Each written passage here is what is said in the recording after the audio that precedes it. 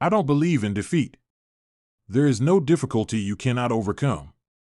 A wise and philosophical man once said to me, when asked how he overcame his difficulties, "How do I get through a trouble?" "Well, first I try to go around it, and if I can't go around it, I try to get under it, and if I can't get under it, I try to go over it, and if I can't get over it, I just plow right through it." Then he added, "God and I plow right through it." An effective method for making your mind positive in character is to eliminate certain expressions of thought and speech, which we may call the little negatives. These negatives clutter up the average person's conversation, and while each one is seemingly unimportant in itself, the total effect is to condition the mind negatively.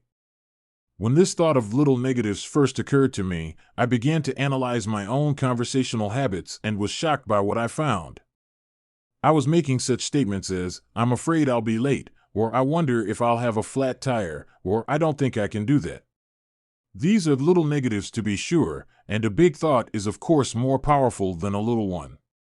But it must never be forgotten that mighty oaks from little acorns grow, and if many little negatives clutter up your conversation, they are bound to seep into your mind. It is surprising how they accumulate in force, and before you know it, they will grow into big negatives. So I determined to root those little negatives out of my conversation. I found that the best way to eliminate them was deliberately to say a positive word about everything. When you keep asserting that things are going to work out well, good results do occur. On a roadside billboard, I saw an advertisement of a certain brand of motor oil. The slogan read, "A clean engine always delivers power." So will a mind free of negatives. Therefore, flush out your thoughts. Give yourself a clean mental engine, remembering that a clean mind, even as a clean engine, always delivers power. So to overcome your obstacles and live the "I don't believe in defeat" philosophy, cultivate a positive idea pattern. What we do with obstacles is directly determined by our mental attitude. Most of our obstacles are mental in character. You may object, mine are not mental, mine are real. Perhaps so, but your attitude toward them is mental. What you think about your obstacles largely determines what you do about them. Form the mental attitude that you cannot remove an obstacle and you will not remove it. But when your mind becomes convinced that you can do something about difficulties, astonishing results will begin to happen. All of a sudden you discover that you have the power you would never acknowledge. I played golf with a man who was not only an excellent golfer but a philosopher as well. As we went around the golf course, the game itself drew out of him a gem of wisdom for which I shall ever be grateful. I hit a ball into some high grass. When we came up to my ball, I said in some dismay, "Now just look at that. I certainly am in the rough. I have a bad lie. It is going to be tough getting out of here." My friend grinned and said, "Didn't I read something in your books about positive thinking?" Sheepishly, I acknowledged that such was the case. "I wouldn't think negatively about that lie of yours," he said. "Do you think you could get a good hit if this ball were lying out on the fairway on the short grass?"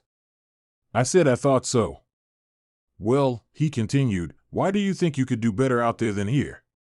"Because," I replied, "the grass is cut short on the fairway and the ball can get away better."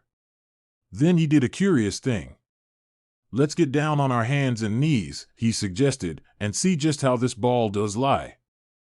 So we got down on our hands and knees, and he said, "Observe that the relative height of the ball here is about the same as it would be on the fairway, the only difference being that you have about 6 inches of grass above the ball." Then he did an even more whimsical thing. "Notice the quality and character of this grass," he said. He pulled off a blade and handed it to me. "Chew it," he said. I chewed, and he asked, "Isn't that tender?" "Why, yes," I replied.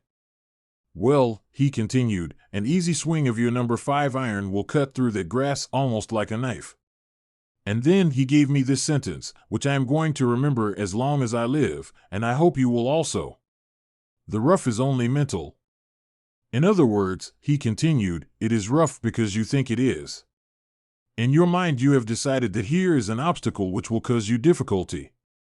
The power to overcome this obstacle is in your mind. If you visualize yourself lifting the ball out of the rough, believing you can do it, your mind will transfer flexibility, rhythm, and power to your muscles, and you will handle that club in such a manner that the ball will rise right out of therein. A beautiful shot. All you need to do is to keep your eye on that ball and tell yourself that you are going to lift it out of that grass with a lovely stroke. Let the stiffness and tension go out of you. Hit it with exhilaration and power. Remember, the rough is only mental. To this day, I remember the thrill, the sense of power and delight I had in the clean shot that dropped the ball to the edge of the green.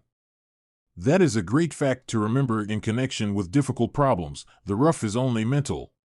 Believe that Almighty God has put in you the power to lift yourself out of the rough by keeping your eye firmly fixed on the source of your power.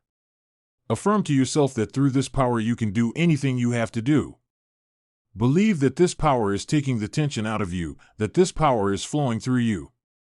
Believe this, and a sense of victory will come.